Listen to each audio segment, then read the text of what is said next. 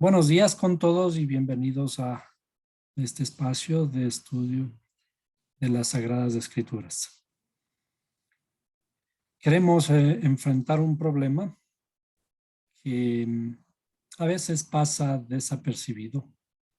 Cuando leemos las Escrituras, asumimos de que así ocurrió, pero no nos preguntamos cuál es el fondo de todo ello. Me refiero al desarrollo de la historia del nacimiento de Jesús. Veamos lo que ocurre con la escritura en Mateo, capítulo 1. Mateo, capítulo 1. Y la parte relacionada con el nacimiento de Jesús. Entonces, vamos a leer esta porción y después vamos a entrar a los detalles del origen del mismo Jesús para ver de qué se trata todo este asunto. Dice, y el nacimiento de Jesucristo fue como sigue. Estando su madre María desposada con José, antes de que consumara el matrimonio, se halló que había concebido por obra del Espíritu Santo. Y José, su marido, siendo un hombre justo y no queriendo difamarla, quiso abandonarla en secreto. Pero mientras pensaba en esto, he aquí que se le apareció en sueños un ángel del Señor diciendo, José, hijo de David, no temas recibir a María tu mujer, porque el niño que se ha engendrado en ella es del Espíritu Santo. Y dará a luz un hijo y le pondrás por nombre Jesús, porque él salvará a su pueblo de sus pecados. Todo esto sucedió para que se cumpliera lo que el Señor había hablado por medio del profeta, diciendo, he aquí, la Virgen concebirá y dará a luz un hijo y le pondrán por nombre Emmanuel, que traducido significa Dios con nosotros. Decíamos que la primera pregunta que debería resultarnos de esta lectura es, y dará a luz un hijo y le pondrás por nombre Jesús, porque él salvará a su pueblo de sus pecados. Y voy a subrayar esta parte, porque él salvará a su pueblo de sus pecados. Pero luego en Mateo 1:23 dice, he aquí, hablando de la profecía, la Virgen concebirá y dará a luz un hijo y le pondrán por nombre Emmanuel, que traducido significa Dios con nosotros. ¿Por qué estas discrepancias en estos dos nombres? El ángel aparentemente le pide a María que le ponga el nombre Jesús. Y dice, en relación al cumplimiento de la profecía de Isaías. Esto veamos en Isaías 7. En Isaías 7 vamos a saltar. Isaías 7:14. Bien. Vamos a leer desde el 13, ¿no? Dice, entonces Isaías dijo, oíd ahora, casa de David, ¿os parece poco cansar a los hombres que también cansaréis a mi Dios? Por tanto, el Señor mismo os dará una señal. He aquí, una virgen concebirá y dará a luz un hijo y le pondrá por nombre Emmanuel. Como ustedes conocen, siempre trato de revisar las palabras originales.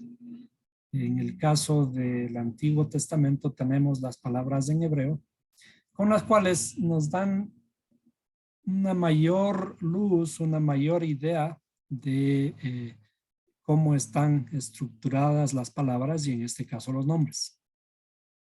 Entonces vamos a encontrar el nombre Emmanuel y Emmanuel, de acuerdo al diccionario, el diccionario Strong, hebreo-español, Vamos a revisarlo aquí, un poquito más grande.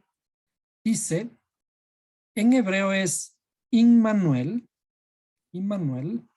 que viene de dos palabras. La palabra im, que es un adverbio o una preposición, que en realidad significa a favor, al parecer, cerca, cercano, es como, con, conmigo, contigo, etcétera, ¿no? Entonces esto está traducido en el sentido de con, y en la estructura hebrea vamos a copiar esta palabra, vamos a ponerla en nuestra pantallita y vamos a irnos ahora a un tablero para escribir y tratar de entender la estructura del idioma hebreo. Entonces vamos a hacerle más grandecito. Bien. Entonces, efectivamente, tomando en cuenta que la escritura en el idioma hebreo es de derecha a izquierda. Entonces, la primera parte es esto. ¿Qué significa con? Vamos a ponerle un poco más pequeñito. Así. Eso significa con. Ahora, completando un poquito la idea antes de pasarnos a la otra parte. El lenguaje hebreo es un lenguaje aglutinante, que significa que una palabra raíz, cuando se le va añadiendo ciertas otras partículas, comienzan a tener el significado de la construcción de ese significado de esa palabra. Entonces, por ejemplo, si esto es con, esta otra parte, vamos a ponerla de esta forma, iman, im y nu, que es la letra nun y baf. Entonces, a esto le vamos a poner aquí. El significado de esto es nosotros. Entonces, la construcción de este nombre está basado en tres sílabas. La primera es con, luego la segunda sílaba nosotros. Ahora, este él, ¿qué es? Entonces vamos a salirnos un momento de aquí y revisar nuevamente el texto. ¿Bien? Decíamos que la palabra Immanuel, o el nombre Immanuel, tiene dos raíces fundamentales. Entonces la raíz, la primera es im, que significa con, y la segunda es el, que en realidad es un nombre, o es el título, la cualidad del creador, que le fue traducido como Dios, él. Entonces, esta parte, él, es la terminación de el nombre Immanuel. En los nombres, cuando utilizamos los nombres en hebreo tienen una cierta estructura y tienen un significado, como en realidad en todos los idiomas. Cuando nosotros estudiamos la Biblia, al leer ciertas porciones, vemos que cuando le ponen un nombre a determinado personaje, siempre le ponen una razón. Le ponen Daniel, le ponen le ponen Samuel, y cada uno de los nombres siempre se cita la razón.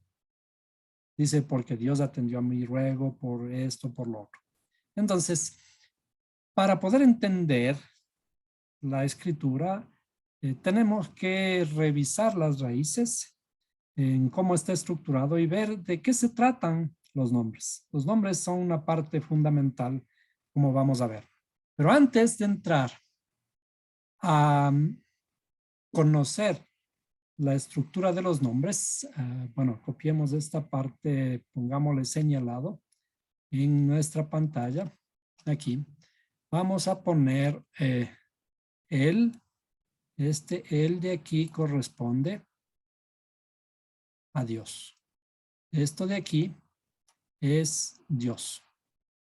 Él es Dios, lo que está traducido como Dios, el creador, ¿no? Entonces, efectivamente, la traducción de Immanuel, vamos a poner aquí Immanuel, la traducción de Immanuel en realidad es Dios con nosotros. Y así, todos los nombres que terminan en él está relacionado con Dios. Alguna cosa relacionada con Dios, el favor de Dios, Dios es mi juez, lo que sea. Y hay otros nombres que terminan en hebreo en ya, como por ejemplo Isaías, que es Ishaya, Ishayahu, y algunos otros nombres que algún momento tendremos que ver. ¿Por qué? Porque en realidad en la escritura nosotros vamos a ver algunos nombres de Dios. El nombre que aparece en estos nombres terminados en él, que viene de Elohim, el nombre de Dios, vamos a ponerle por aquí, el nombre de Dios que viene de Elohim, que es la parte hebrea. Sí. Y por lo tanto, él es la parte corta del nombre. Bien. Y como decía, entonces, por ahora vamos a dejar temporalmente el análisis de el significado de este nombre, para regresar a una historia acerca de los orígenes de Jesús. Cuando se conoce en la Biblia que el Mesías aparece. Y hay una historia muy bonita que la vamos a ver en el libro de Ruth. En el libro de Ruth, para revisar muy rápidamente la historia, habían una familia de personas muy conocidas en Israel. El nombre del padre de la familia se llamaba Elimelech. Elimelech casado con una señora llamada Noemí, y tuvieron 2 hijos. Pero sucedió que en Belén ocurrió una sequía. Y en esta sequía decide Elimelech migrar, y dice, fueron a los campos de Moab, y ahí se quedaron. Un príncipe de Israel que abandona a su pueblo cuando en realidad debía quedarse para ayudarles en los tiempos más difíciles, se va a establecerse en Moab porque Moab tenían mejores condiciones de vida. Pero allí en Moab finalmente muere Elimelech y su esposa Noemí, al quedarse con sus 2 hijos, sus 2 hijos también se casan con 2 mujeres moabitas, violando la tradición de los hebreos establecida por medio de la ley de Dios, que decía que no debían juntarse con mujeres extrañas. La ley decía que para preservar al pueblo de Israel y sus costumbres, los muchachos no deberían tomar mujeres extranjeras. Pero en fin, llegaron a Moab y se casaron con moabitas. La una era Orfa y la otra Ruth. Pero finalmente también los 2 hijos de Noemí mueren y se quedan Noemí, Orfa y Ruth se quedan viudas. Entonces Noemí decide que ya está, ya es tiempo de regresar, ya está suficientemente vieja como para quedarse. Y de paso escucha que en la tierra de Israel ya está, ya había pasado la sequía. Así que dice, me voy de vuelta a mi pueblo. Y se despide de sus hijas y sin embargo Ruth declara su lealtad a Noemí y dice, no, donde tú vayas iré yo, tu Dios será mi Dios, tu pueblo será mi pueblo. Así que me voy contigo.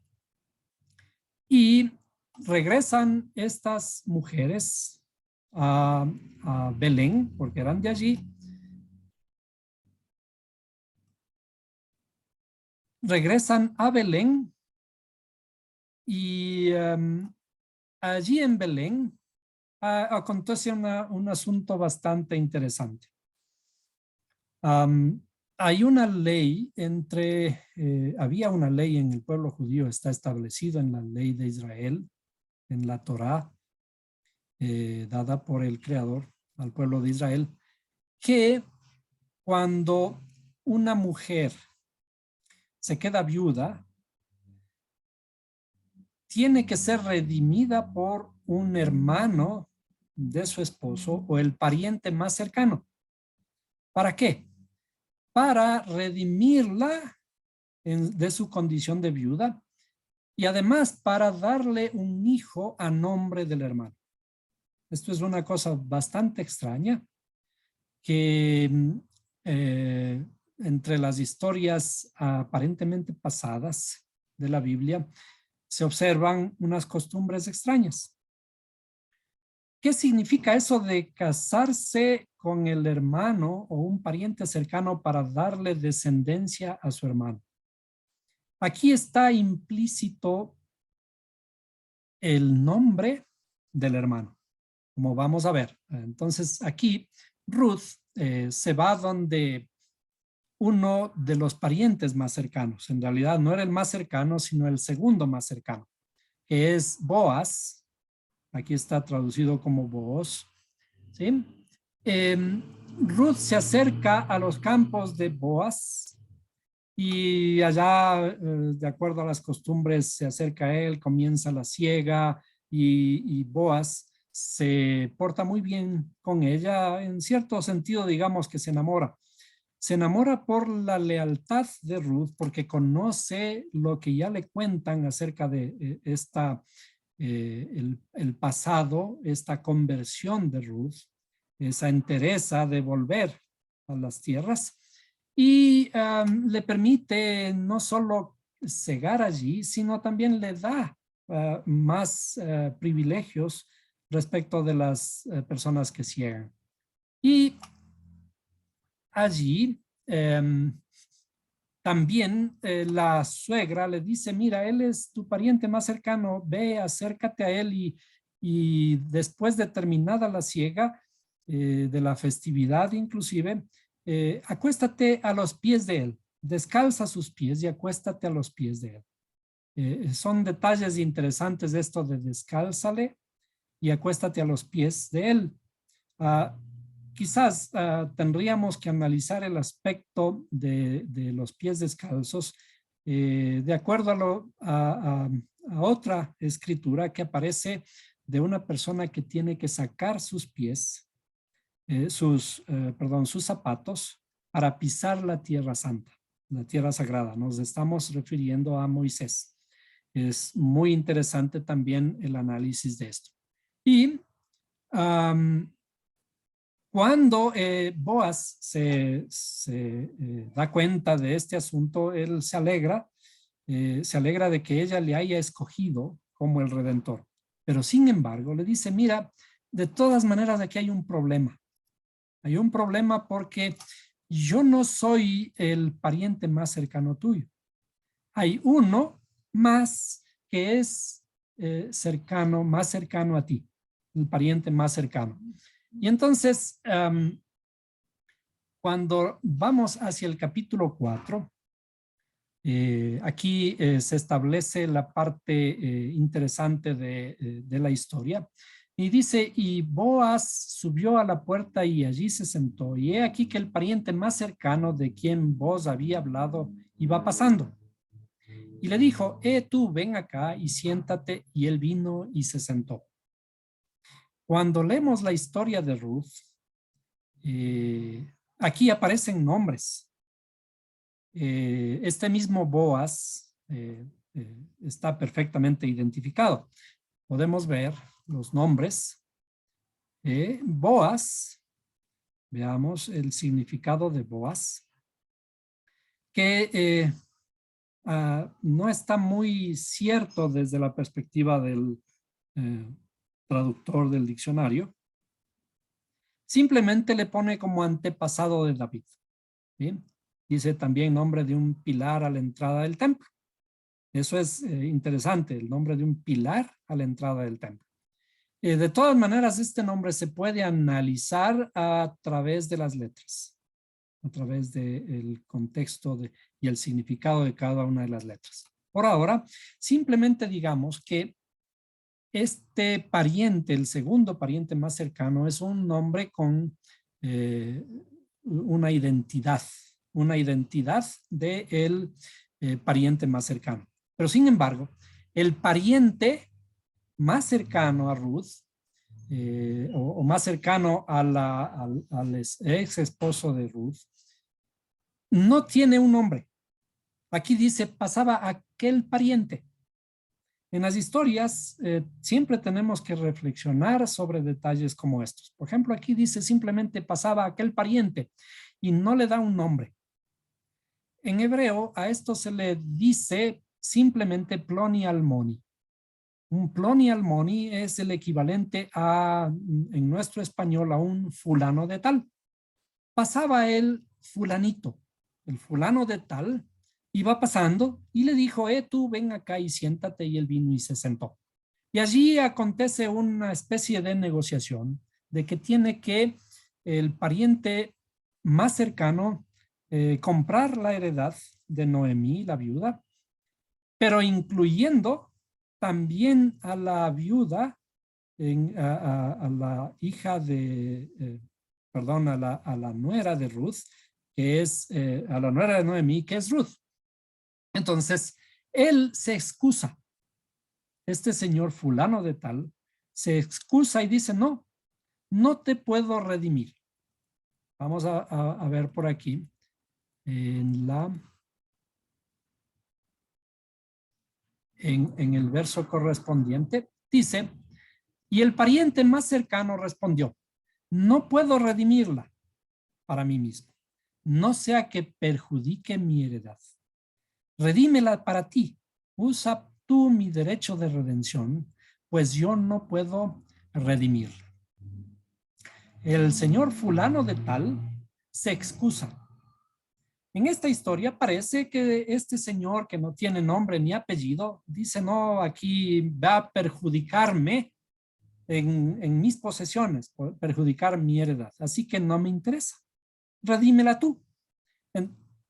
Esta aparente historia de esta excusa, que parece un poco simple, simplemente este señor dice, no, no me interesa, es de gran importancia en conocer acerca del origen del Mesías. Cuando este señor Ploni Almoni, fulano de tal, se excusa, entonces este personaje con identidad, Boaz, se hace cargo y redime a Ruth, y de allí, como vemos en la historia más abajo, después de también el otro sacarse la sandalia, se quita la sandalia, volviendo al problema de los zapatos, ¿no? Una vez quitada la sandalia, confirma que la heredad no es para él, sino para Boaz, y Boaz se casa con Ruth, y de Ruth y Boaz nace un hijo. En el matrimonio de Ruth nace un hijo que le ponen por nombre Obed, y Obed es el padre de Isaí, e Isaí es el padre de David. Y nosotros sabemos que de David desciende el Mesías. Es decir, ¿de dónde viene el Mesías? El Mesías viene de el rechazo de un fulano de tal. Es decir, no pudo descender el Mesías, no quiso hacerse cargo del Mesías en sí mismo, este fulano de tal. Es decir, el Mesías viene primero de una moabita, desde luego una moabita convertida. Es decir, el origen del Mesías en su raíz, digamos, es del pueblo de Moab, de un pueblo pagano. Desde luego que se convirtió. Pero el momento de hacerse cargo, el fulano de tal, que es el pariente más cercano, dice, no, yo no puedo redimirte. Esto es interesante porque un tipo sin identidad no se hace cargo y ahora viene una persona con identidad y se hace cargo y es el padre de Obed, y Obed es el padre de Isaí. Isaí es el padre de David, el rey David. Y del rey David la descendencia del Mesías, porque ustedes recuerdan que al Mesías se le conoce como el hijo de David. Entonces, ¿por qué este fulano de tal juega un rol importante en la historia de Ruth? ¿Qué son los fulano de tal? ¿Y quiénes son los que tienen identidad? Veamos, ahora vamos a parar un momento las historias bíblicas y vamos a revisar algo relacionado con nuestra identidad. ¿Cuáles son los derechos de los seres humanos? Y en este caso vamos a fundamentar nuestra charla sobre los derechos del niño. ¿A qué tienen derecho los niños? ¿A qué tenemos derecho los seres humanos? Tenemos derecho a la vida. Tenemos derecho a la educación. Tenemos derecho a la alimentación. Desde luego. Derecho a la salud. Son los derechos fundamentales de los seres humanos. Derecho al agua, porque es la parte fundamental. Al agua, un agua de calidad, un agua potable. Tenemos derecho a la identidad. ¿Qué significa esto, el derecho a la identidad? Todo niño tiene derecho a tener nombre y apellido, nacionalidad y a saber quiénes son sus padres. El derecho a la identidad representa el reconocimiento oficial de su existencia y de sus derechos. También tiene derecho a la libertad y derecho a la protección debido a su estado de vulnerabilidad. Nosotros nos vamos a detener en el derecho a la identidad. La identidad es algo fundamental para el ser humano. ¿Qué es la identidad? Tener derecho a un nombre. Ahora, vamos a hacer un análisis de lo que significa tener un nombre en la escritura. Tener un nombre en la escritura es tener derecho de identidad. Entonces vamos a poner aquí el nombre es identidad.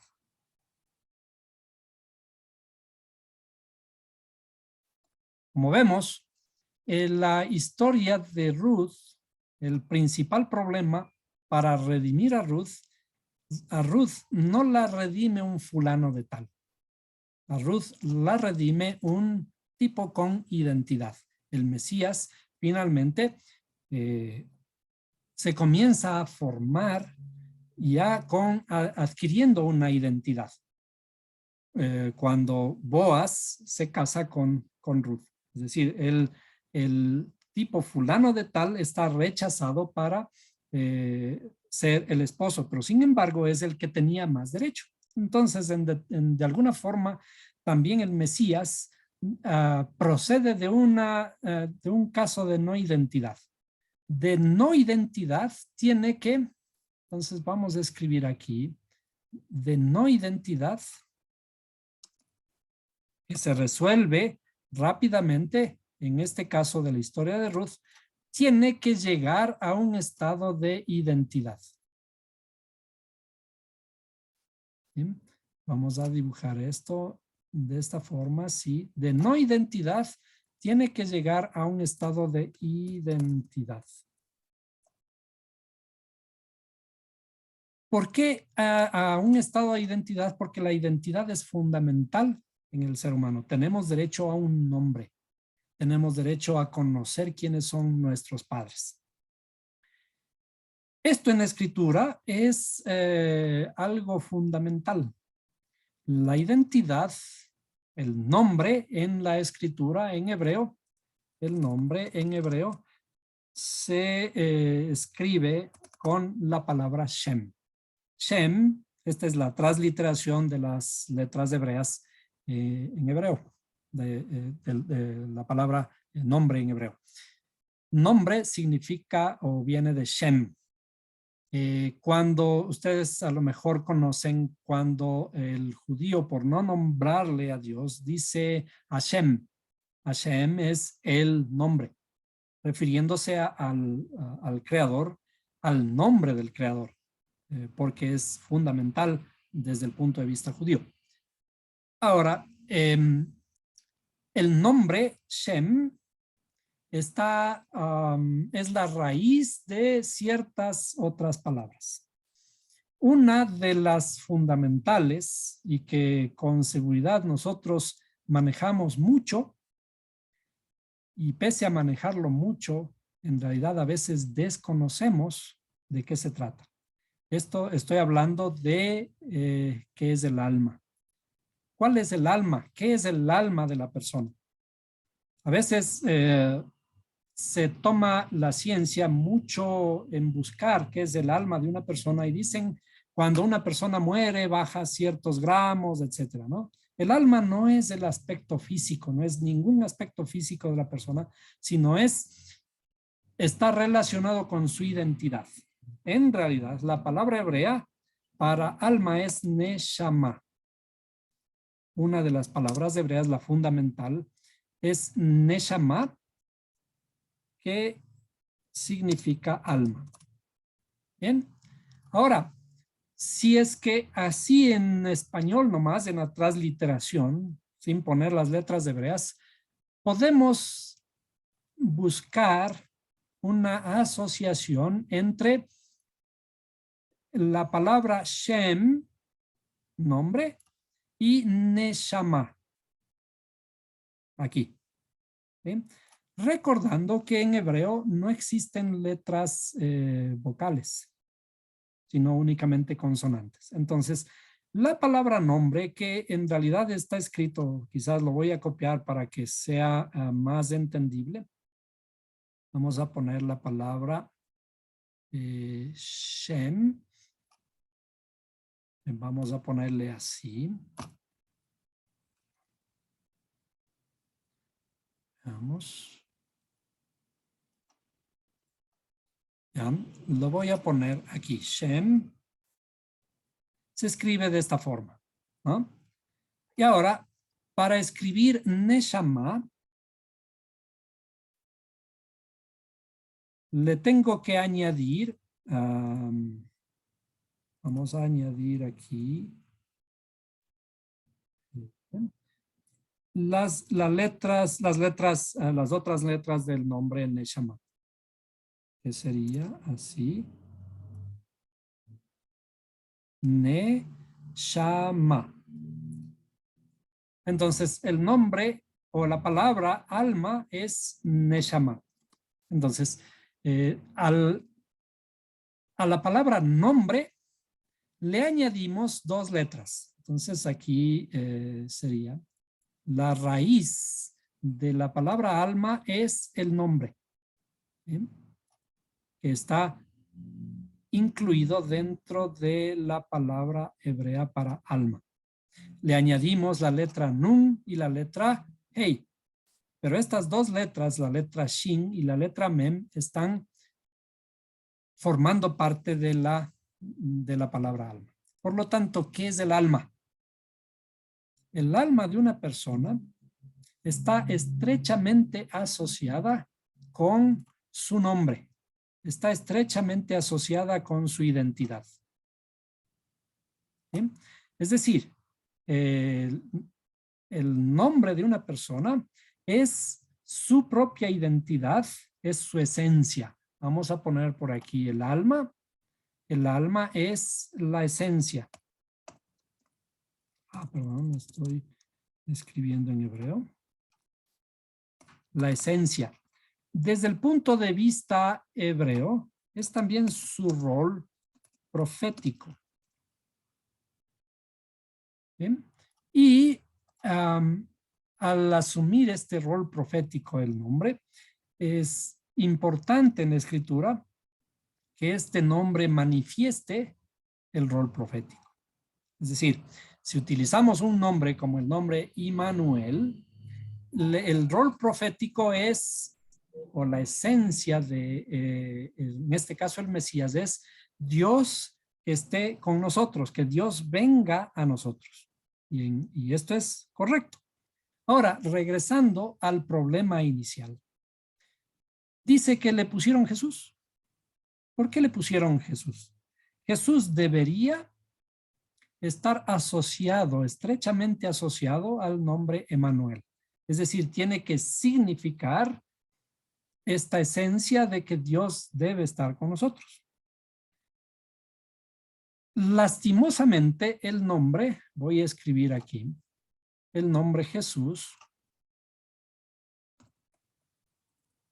y voy a hacerle un poco más grande, ¿sí? El nombre Jesús en realidad es o viene del latín. Vamos a ponerle por aquí. Jesús viene del latín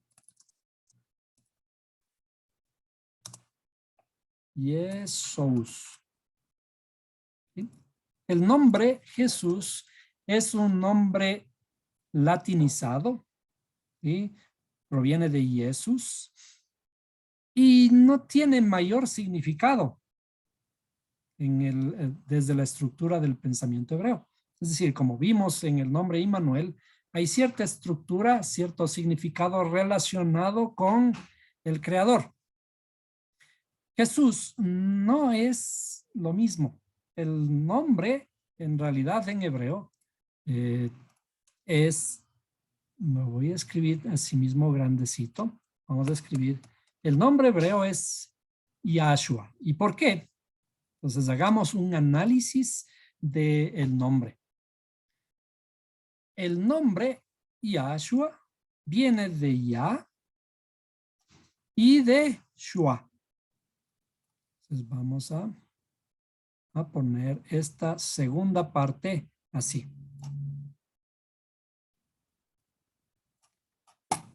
¿Qué es Yah? Yah es la parte, vamos a escribir. Yah es lo que está en las terminaciones de algunos versos de los Salmos. A veces está traducido como Ja. Ja.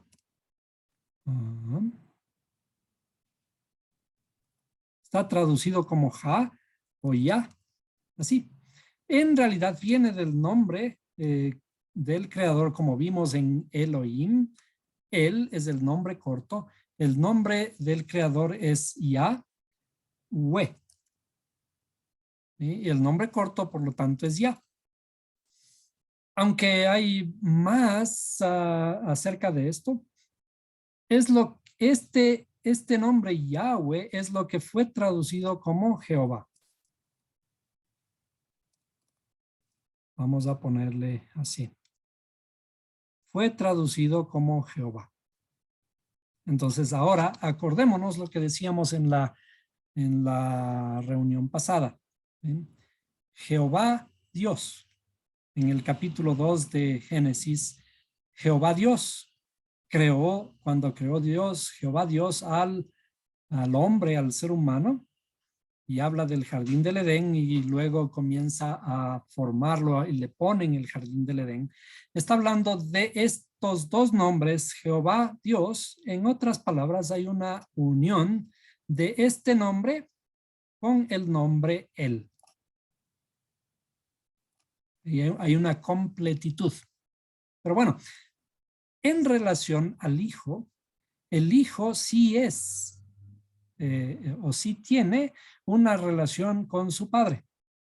Como cada uno de nosotros, cuando nos pusieron un nombre, nos pusieron también un apellido, que el apellido nos relaciona estrechamente con nuestro padre y el segundo apellido con nuestra madre. Y ese es el derecho de la identidad que nosotros tenemos. En el caso de Yahshua, que es Jesús, el nombre hebreo está relacionado con el Creador. Este nombre Yahshua significa Jehová y la parte Shua significa salva. ¿Sí? Jehová salva. El problema es, hay ciertos versículos en la Escritura que no tenemos que pasarles desapercibidos. En todo el Antiguo Testamento podemos citar varios ejemplos. Déjenme mirar algunos ejemplos de cuando Dios dice que yo soy tu Salvador y no conozco a ninguno. ¿No? Veamos.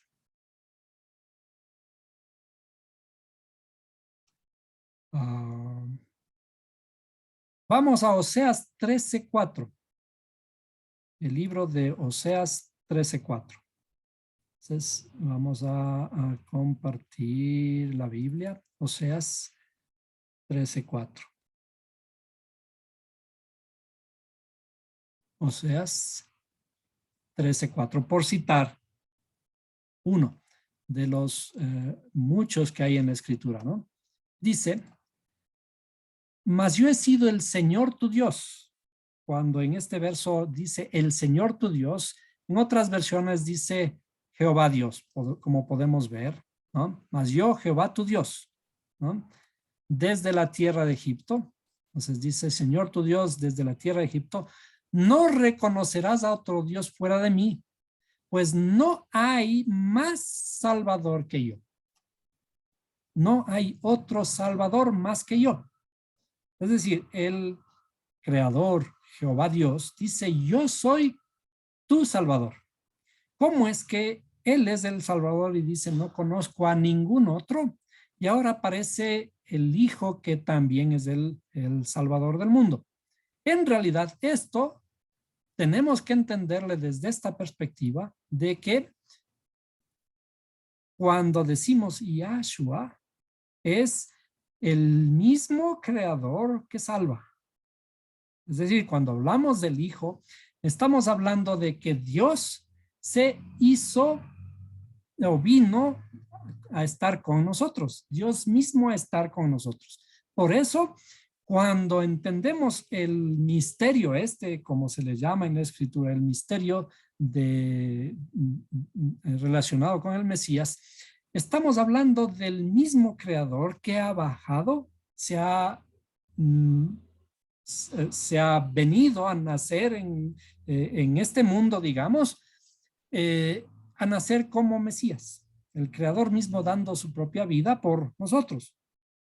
Hay mucho todavía que determinar respecto de este famoso misterio, pero el nombre en realidad relata o asocia y tiene su identidad respecto a quién es su padre y cuál es su rol profético. Entonces, como dijimos, la esencia está relacionada con su nombre, su rol profético. ¿Cuál es el alma? El alma del Mesías es la misma esencia del Creador.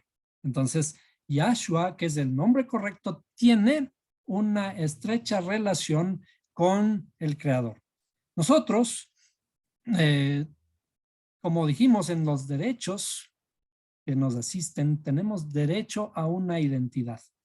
De la misma forma, este niño que nace hace 2000 años, de acuerdo a cómo está relatado en el Nuevo Testamento, aparece transliterado, o mejor dicho, no transliterado, aparece traducido. Cuando nosotros vemos muchos nombres, todos los nombres que aparecen en el Nuevo Testamento están traducidos. Aparece un Pablo que no es Pablo, sino Shaul. Aparece un Juan que no es Juan, sino Johanan. Aparece un Marcos que no es Marcos, sino Mordejai. Aparece un Mateo que no es Mateo, sino Matitiahu, otros le llaman, no recuerdo en este caso el nombre, pero es Ben Leví. Y cuando aparece el nombre del Salvador, aparece Jesús. Jesús, que es en realidad un nombre latino, no es un nombre hebreo. Los nombres en realidad no deben traducirse. Los nombres se pueden transliterar. ¿Qué significa transliterar? Escribir de acuerdo a la pronunciación adecuada al idioma en que se va a escribir. O sea, por ejemplo, si vamos a otro país, no porque en otro país nuestro nombre se escriba de otra forma, no por eso debe sonar diferente. Siempre tenemos que ser nosotros con nuestra propia identidad, tenemos que presentarnos en el lugar en donde estamos. Entonces, en realidad, en la escritura, en lo relacionado con los nombres, aparentemente nos tradujeron algo que no es posible. Nos tradujeron los nombres y es por eso que aparecen estas discrepancias en lo relacionado con la historia de Jesús, que dice, y pondrán su nombre Immanuel. Y por eso aparece la otra parte que dice que traducido es Dios con nosotros. Pero el momento que le ponen, en las traducciones utilizan un nombre que no corresponde, un nombre aparentemente latinizado, un nombre proveniente de latín. ¿Y por qué le ponen un nombre que no es el hebreo? Aquí vamos a referirnos a quien tomó control de todo el cristianismo originalmente. La religión fue formada por un emperador que se hizo papa en los 2 primeros siglos de nuestra era, en el siglo III de nuestra era, llamado Constantino. Constantino se declaró a sí mismo el primer papa de la iglesia y creó la iglesia católica, apostólica, perdón, estoy escribiendo con faltas, iglesia católica, apostólica, romana. ¿Por qué escribo de esta forma? Porque hay que poner énfasis precisamente en esto de romano. En Roma se hablaba latín y es por eso que de allí deriva este nombre, el nombre Jesús. Si bien hemos tenido que nombrar este nombre, Jesús, tenemos que ir de alguna forma también recuperando la identidad. Como dijimos, inicialmente, el Mesías viene de una no identidad, de este fulano de tal, a una identidad. Tiene que irse revelando la identidad. No es que sea importante la forma en que lo nombremos. En realidad, cuando dicen que cuando nosotros le llamamos a Dios, le llamamos por el nombre Jehová, por lo que sea, Él nos escucha. Y si hablamos con Jesús y le pedimos a Jesús, acuérdense que Él dijo, cuando pidieres al Padre en mi nombre, yo lo haré. Entonces nombramos a Jesús y sabemos que Él nos escucha, desde luego. El problema no está en conocer el nombre. El problema está en entender el origen en entender el camino, y esto se va clarificando cuando entendemos el origen y entendemos su identidad que tiene que irse clarificando. ¿Por qué entender esta identidad nos va a ayudar? Porque él mismo dice que es el camino, la verdad y la vida. Entonces, si es que él es el camino, la verdad y la vida, desde el punto de vista hebreo, para poder entender correctamente el camino, la verdad y la vida, es mejor si es que entendemos los detalles del nombre, porque son la esencia, el rol profético. Y más allá de eso, si nosotros recordamos, por ejemplo, cuando nos explican los caminos de la salvación. ¿Qué nos dicen acerca de la salvación? Cree en el Señor Jesucristo y serás salvo. Es decir, el primer paso para la salvación es creer. Lamentablemente nos dijeron que el creer es una cosa sencilla, es una cosa algo así como para levantar la mano y casi el asunto está solucionado, excepto porque falta lo que se conoce como el bautismo. ¿Qué es el bautismo? Ahora vamos a leer algo importante relacionado con el bautismo para entender de qué se trata. Vamos a el libro de los Hechos 2.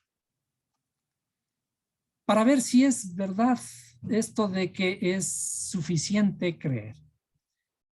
Cuando Pedro, después de predicar, de estar reunidos en un aposento alto, 120 personas, y comienza y desciende el Espíritu Santo sobre ellos, entonces comienzan aparentemente a hablar en lenguajes diferentes, pero lo interesante, lleguemos al discurso de Pedro, ¿sí? Al discurso de Pedro, y la pregunta fundamental, ¿sí? La pregunta fundamental de quienes lo escuchaban, y dice, después del discurso de Pedro, de que les convence Pedro con la llenura del Espíritu Santo, dice, al oír esto, compungidos de corazón, dijeron a Pedro y a los demás apóstoles, hermanos, ¿qué haremos? Es decir, ¿y ahora? ¿Y ahora qué hacemos? ¿Qué hacemos para qué? Para poder ser salvos. Y entonces, y Pedro les dijo, arrepentíos y sed bautizados cada uno de vosotros en el nombre de Jesucristo para perdón de vuestros pecados y recibiréis el don del Espíritu Santo. Es decir, en otras palabras, esto resume creer. Cree en el Señor Jesucristo y serás salvo. Pero el creer es arrepiéntete y bautízate en el nombre de Jesucristo. Ahora, es cuestión de, ok, levanto la mano, ahora sí, aquí hay agua, corramos a meternos en el agua y me dicen en el nombre de Jesús, en el nombre del Padre, el Hijo, el Espíritu Santo, como quiera que fuera la fórmula, le bautizan y está solucionado el problema. Inclusive esta parte no está correctamente interpretada. Dijimos, el nombre nos cambiaron. Le pusieron un nombre diferente, que no hay una relación estrecha con la profecía. Cuando comenzamos a entender correctamente con el nombre, se va ampliando la visión y la perspectiva. Ahora, entendamos lo que significa arrepentíos y sed bautizados. Cuando analizamos esta parte, lo vamos a hacer de nuevo en una pantalla aquí, más despacito. Vamos a poner arrepentíos y sed bautizados cada uno de vosotros en el nombre de Jesucristo para perdón de vuestros pecados. Arrepentirse es la primera cosa. Sí, en hebreo arrepentirse es hacer teshuvah. Vamos, para quienes ya conocen un poco de esto, es hacer teshuvah. Teshuvah es el retorno. Arrepentirse es retornar al origen. Hacer teshuvá es también, hacer al origen es volver a nuestros pensamientos originales, a lo que estaba bien. Bueno, esto es arrepentirse. Ahora, bautizarse, ¿qué es? En realidad, la palabra bautismo empleada en la escritura es una palabra extraña al idioma hebreo.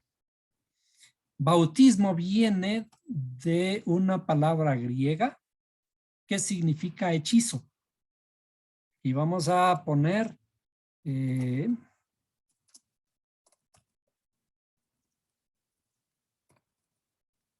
y esto les pareció interesante. Dijeron, el bautismo es algo similar a lo que hacemos en estas religiones paganas. Bueno, por ahora pasemos por alto el asunto, pero vamos a poner el significado real. El significado real de bautismo es sumergirse. Vamos a sumergirnos. Entonces, en la costumbre original hebrea, había que sumergirse en el agua.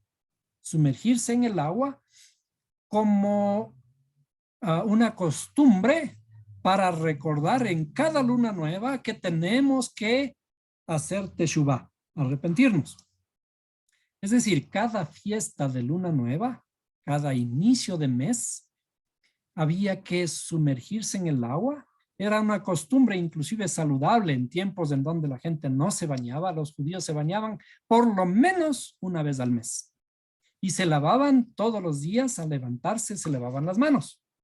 Es decir, había cierto grado de sanidad que esto les ayuda a preservar inclusive la vida en tiempos de no sanidad.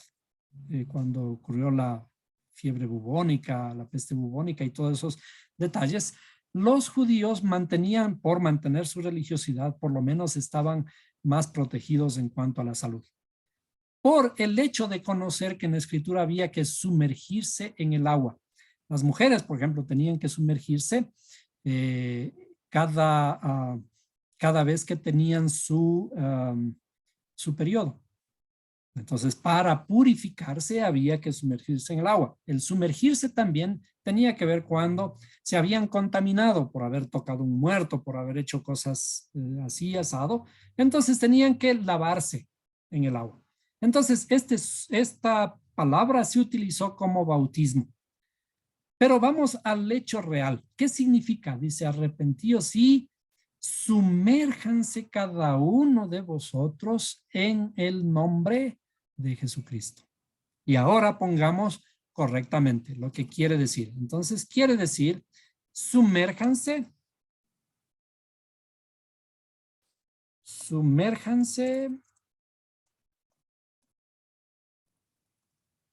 cada uno de vosotros en el nombre, y lo voy a poner de esta forma, en el nombre de, y ahora pongamos el nombre correcto, como debería ser de un hebreo, como debió ser traducido inclusive en ese tiempo, en el nombre de Yahshua, el Mesías, porque dice Jesucristo. Entonces, a Mashiach y lo demás. Entonces, ¿qué significa sumérjanse cada uno de vosotros en el nombre? Si bien esto está relacionado con la costumbre de sumergirse en el agua, la intención del verso es sumérjanse cada uno de vosotros en el nombre. ¿Y qué es el nombre? Entender el nombre es el entender el camino. Entender el camino, entender la verdad y entender la vida. ¿Qué es la vida? La vida eterna. ¿Y cómo se adquiere la vida eterna? Como dice Juan 3:17. Y esta es la vida eterna. Que te conozcan a ti. Conocer. ¿Cómo conocemos? Estudiando. ¿Qué estudiamos? La palabra de Dios. La palabra que Él mismo nos ha dado para poder aprender acerca de Él. ¿Cuál es el primer mandamiento? En la escritura, el primer mandamiento inicia, cuando le preguntaron a Jesús cuál es el principal mandamiento de todos, él nos dio la fórmula y dijo, el primer mandamiento es, escucha Israel, el Señor vuestro Dios, el Señor uno es, y amarás al Señor tu Dios con todo tu corazón y con todas tus fuerzas y a tu prójimo como a ti mismo. Finalmente, Pablo resume todo esto y dice, el principal mandamiento de todos es amar al prójimo como a ti mismo. Ahora, ¿cómo amamos al prójimo? Amándonos a nosotros mismos. Si nosotros no nos conocemos a nosotros mismos porque somos seres extraños, a veces decimos, yo no respondo de lo que soy. ¿Por qué? Porque no sé cómo puedo reaccionar. Si no nos conocemos a nosotros mismos, ¿cómo puedo amar al prójimo? El conocimiento de nosotros es el primer paso para conocerle al Creador, porque el Creador está dentro de nosotros. Entonces, para conocer al Creador, tenemos que conocer el camino. ¿Y cuál es el camino? El nombre. El nombre, porque es su identidad. ¿Cuál es la identidad? Ya dijimos, el nombre es Yahshua, que este es el Padre. ¿El Padre qué? El Padre redime. El Padre salva. Entonces, cuando conocemos el nombre, conocemos el camino, la estructura, el camino que tenemos que andar. Aquí hay varios misterios. El nombre del Creador en realidad está escrito también en todo nuestro ser. ¿Cómo se forma nuestro ser? Se forma con el nombre del Creador que está embebido en toda nuestra estructura interna. Solo por detalle voy a escribir el nombre del Creador de esta forma. El nombre del Creador, este Ya, que el nombre completo es Yud Hei Vav Hei, está en nuestra propia estructura interna. Yud Hei Vav Hei. Es decir, estas 4 letras que corresponden al Creador, ¿sí?, están escritas en nuestra propia interioridad. Por lo tanto, ¿qué debemos hacer para tener una alma? Para tener un alma, tenemos que tener una identidad. La identidad nuestra, cuando nos pusieron un nombre nuestros padres, no sabían lo que nos estaban poniendo sus deseos allí. Estaban poniendo sus expectativas en nuestros nombres. Y entonces, cuando el nombre, en realidad en nuestra interioridad, comienza por el conocer el nombre del Creador. El nombre del Creador es Yud, Hei, Vav, Hei. Y es este relato de la Escritura que dice que para cumplir en la Escritura, lo escrito por los profetas dice Dios con nosotros. Immanuel es Dios con nosotros, es decir, este creador que está en nuestra propia interioridad y que tiene que ser revelado. Dios con nosotros. Tenemos que aprender a revelar al Creador en nosotros y conocer el nombre es el camino de la salvación. Por eso, ¿qué hay que hacer para ser salvos? Creer en el Señor Jesucristo. Pero creer es arrepentíos y sumérjanse en el nombre de Yeshua el Mesías. ¿Por qué Yeshua? Porque Yeshua es la revelación del nombre del Creador en nosotros.